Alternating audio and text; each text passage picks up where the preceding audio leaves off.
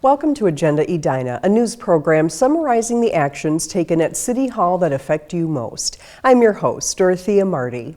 To build momentum and entice potential in-kind donors, the city is contributing toward the cost of construction drawings for a Veterans Memorial in Edina.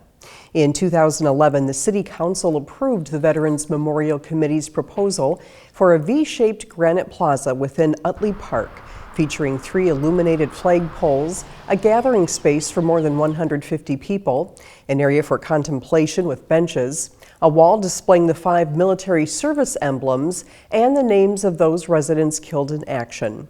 The focal point will be a figurative sculpture of an eagle with a wreath. The V-shaped plaza is meant to symbolize victory.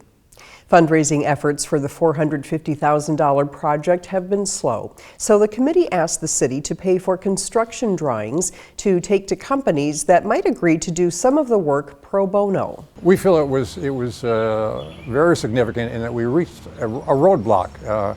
Our next item on the agenda was to extend our contract with the architect.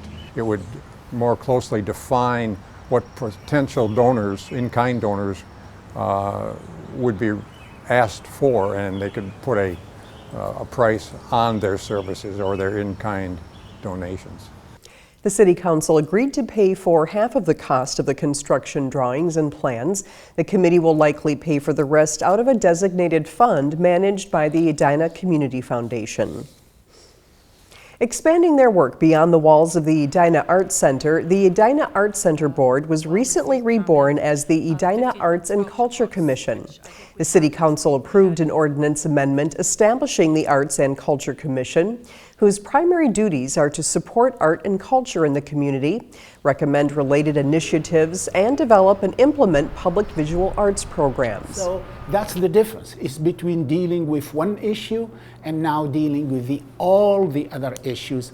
So what we are planning to have is to try to deal with all the aspects and to try to make them work together so that there is a general plan and there is a very concerted idea, where do we want to go? The commission replaces the Edina Arts Center Board. The board members are now commissioners. The Arts and Culture Commission typically meets at 4:30 p.m. the 4th Thursday of the month at Edina City Hall. As summer goes into full swing, Edina's Parks and Recreation Department eagerly kicked off its first community garden.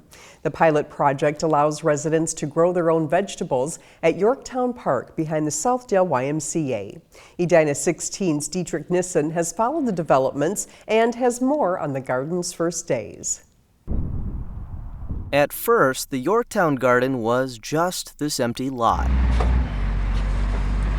But, like a growing plant, signs of life changed the landscape a few weeks later. A couple weeks after that, the Yorktown garden began to blossom. On May 20th, the ribbon was cut, the doors swung open, and people poured in, eager to start planting. I moved into a condo about 10 years ago, and I missed gardening, and so when I learned there was a garden plot going out here, I was very excited. People love to grow things. Fresh food is good for you. It's inexpensive. It gets you outside, off your sofa. Edina resident Joel Stegner says one of the main benefits to this garden is being able to share crops. And if there's extra food, gardeners can give it to the volunteers enlisted to assist people food program. It's good to have diversity and have different sources and to be able to grow things of your own so you're not utterly helpless. That's where Master Gardener Larry Cipolla comes in. That's going to stay on the plant. Before the planting began, he volunteered to teach others how to start a garden. When you decide what you want to plant, I call these psychological reinforcers, where what you want to plant are things that are easy to grow, at least initially. He suggests radishes, lettuce, spinach, and onions for beginners. But before you start planting, he says you should know what you want to grow, how big of a space you'll need, and conduct a soil test. There we go. tells you how much organic matter you have. It will tell you what the pH level of your soil is, and it will identify the type of fertilizer you should buy. Gardening is like therapy, and you get to go home with tomatoes. Edina Recreation Supervisor Kristen Arsvold says the community garden's already proven to be popular. Within a week of plots becoming available, the garden's 55 spots filled up, leaving 25 others on a waiting list. I think we'll come out together and learn from each other, and that's part of what makes Edina really special, is people learning together and doing something fun and exciting at a park that was pretty underutilized until now. According to Cipolla, these seed packets can cost as little as $2, but provide enough food for a family of 4. Community gardens are very practical and they're very utilitarian.